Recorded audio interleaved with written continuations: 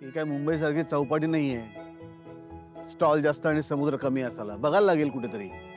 खूप लांब आलोय का आपण? तिकडे जाऊया का आपण? काय झालं? म्हणजे असं गाव जवळ नसेल का इथून? हे बघा, मला नाही माहिती. माझा पहिल्यांदाच ऍक्सिडेंट झालाय की नाही. हा? तुमच्यासारखा मी सुद्धा या परिस्थितीत पहिल्यांदाच अडकलोय. बरोबर. बरोबर आहे की नाही? हा, अहो तुम्ही खालीच बसता डायरेक्ट. अहो समुद्र किती छान आहे ना हा. आणि हे बघा ना, हे बघा, मला तर रुपेरी वाळूत माडाच्या बनात ये ना गाणं सुचलं. तुम्हाला आता गाणी सुचतात. आत्ताच एका महाभयंकर जीवघेण्या अपघातातनं आपण परत आलोय. एक्झॅक्टली, परत आलोय. त्यामुळे आता असे जरा रिलॅक्स व्हा बरं. तुम्हाला माहितीये का, गाण्यांमध्ये इतकी ताकद असते ना की माणसाचा मूड बदलवू शकतात गाणी. आता तुमच्या घशाला कोरड पडली होती. आत्ताच काही क्षणांपूर्वी तुम्हाला तहान लागली होती. पाणी पाणी असं करत म्हणत होता. आता बोलायला बरेच शब्द सुचतात. याला डिस्ट्रॅक्शन म्हणतात. हो, बर. आता मला भूक लागली आहे. चला पटापट चला. अहो पण अधीर आणि रोहन येतील ना आता इथे. त्यांना इथलं लोकेशन पाठवलंय. त्यांना यायला जर 1 तास लागला तर आपण काय तसेच इथे थांबून राहणार आहोत का? नाही नाही नको, आपण बघूया काहीतरी. मग चला आता. हो पण चला ना, मी कुठे अडवलंय तुम्हाला? तुम्ही गाणी म्हणत बसलायत, तुम्हाला गाणी सुचतायत. चला. मी चालता चालता पण गाऊ शकते. संकटात टाकलंस मला यातनं सोडो. चला चला चला, पावलं उचला पटापट. गाणी म्हणत उचला, नाचत उचला, स्वतः गाणी लिहित उचला. चला. आता तरी सिरियसनेस कळलाय का तुला? हो. मग जा आणि जाऊन बघ नक्की काय झालंय ते. काय आणि किती नुकसान झालंय ना ते पण बघ. मी एक काम करते, मी पण निघते. मला लोकेशन पाठव. मम पण एक प्रॉब्लेम आहे. आता काय? दादा जिवंत असेल तर त्याला काय सांगू? म्हणजे म्हणजे मी तिथे कसं पोहोचलो हे दादाने विचारलं तर काय सांगू? 1 मिनिट. हा, 1 मिनिट.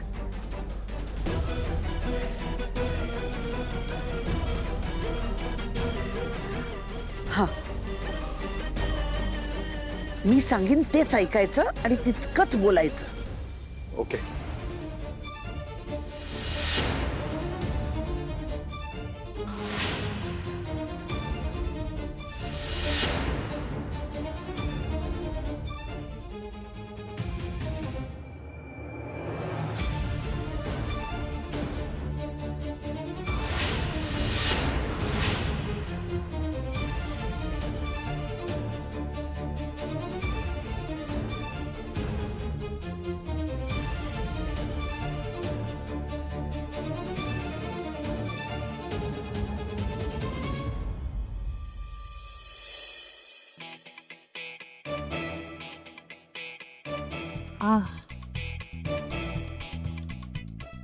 चालता येते तर किती हौस आहे तुम्हाला. भूक तुम्हाला पण लागली आहे ना? मला लागले तर मी हा, भेळ खाऊया आणि नारळ पाणी पिऊया. इथे तू इथली उघड्यावरची भेळ खाणार? जरा चेहऱ्यावरचे एक्सप्रेशन बरे कराल का? हो, आणि भेळ अशीच मिळते. आणि मुळात भूक तुम्हाला लागली आहे ना? मला भूक लागली तरी मी असलं उघड्यावरचं खाणार नाही. मग नका खाऊ, मी खाईन. का? नाही, 2 भेळ द्या आणि 2 नारळ पाणी. मी एवढं खात नाही. तुमच्या एकट्यासाठी मागवतही नाहीये. मलाही भूक लागली आहे, मलाही तहान लागली आहे. 2 भेळ आणि 2 नारळ पाणी घेणार तुम्ही? मी घेणार नाहीये. कारण तुम्ही घ्या तुमची ऑर्डर. घ्या ना. एवढा काय हट्टीपणा? मी उघड्यावरचं खात नाही. तुम्ही द्या 2 भेळ आणि 2 नारळ पाणी. देते, चालेल.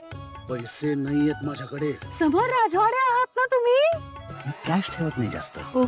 फक्त 100 रुपये खिशात म्हणजे असावेत. तुम्ही 1 भेळ आणि 1च नारळ पाणी द्या यांना. देते.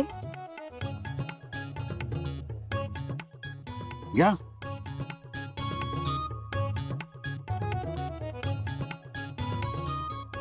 घ्या. निदान माझ्यासाठी ते उचलण्याचं सौजन्य दाखवाल? मी? हो, तुम्ही. सॅनिटायझर कशाला? नारळ पाण्यावर सॅनिटायझर मारू नका. मला प्यायचंय त्यातलं पाणी.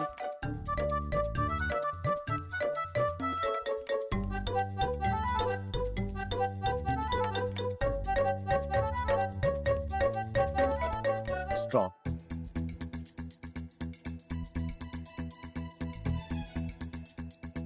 चला पैसे म्हणजे 100 रुपये तरी द्यावे लागतील त्यांना. ते देणारच आहे मी, तुमच्यासाठी वळलो फक्त.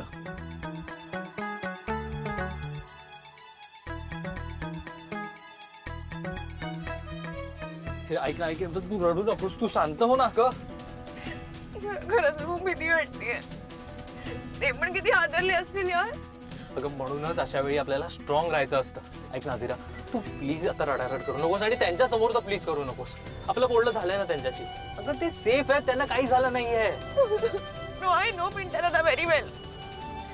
मला वाईट वाटेल की मग मी काहीतरी वेगळा विचार करेन. मला स्ट्रेस येईल म्हणून ना तो कदाचित काही सांगत पण नसेल. तो माझ्याशी खोटं बोलत नसेल. आय नो हिम व्हेरी वेल. काहीतरी झालं असेल नक्कीच. आपण एक काम करू, आपण ना मी एक ॲम्ब्युलन्सला फोन करते, म्हणजे एक ॲम्ब्युलन्स स्टँड बायला राहील. ओके. आणि घरी पण माहित नाहीये यार, घरी पण कॉल केला पाहिजे. पण घरी कॉल करूया. थांब थांब, तू फोन ठेवा. अधीरा, कोणालाही फोन लावायची गरज नाहीये. का उगाच पॅनिक होतेस?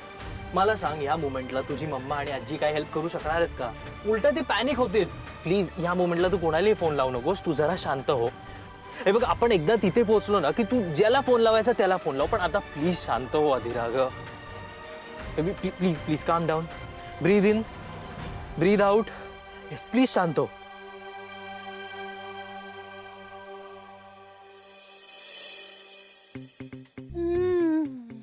अशी उघड्यावरची भेळ कशी खाऊ शकतो? परफेक्ट तिखट चटणी आणि गोड चटणी आणि आंबट चटणी पण एकदम करेक्ट आहे.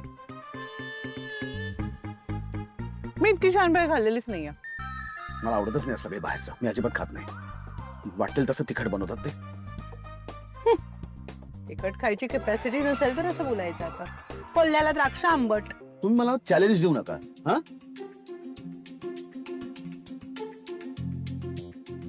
दिला चॅलेंज. मी खरंच खाऊ शकतो. मग खा.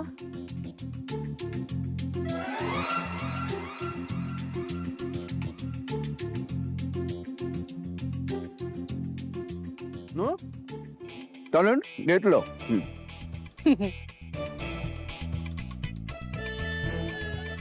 अरे बापरे, खरंच तिखट लागतंय की काय? पाणी प्या, पाणी.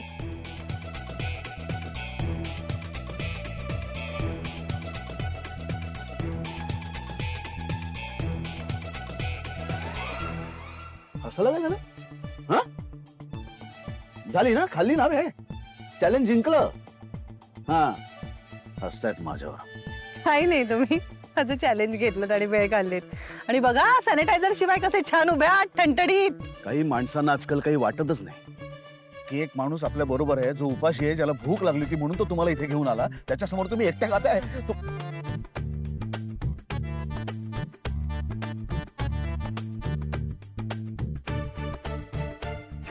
एक मिनिट आरामात खा.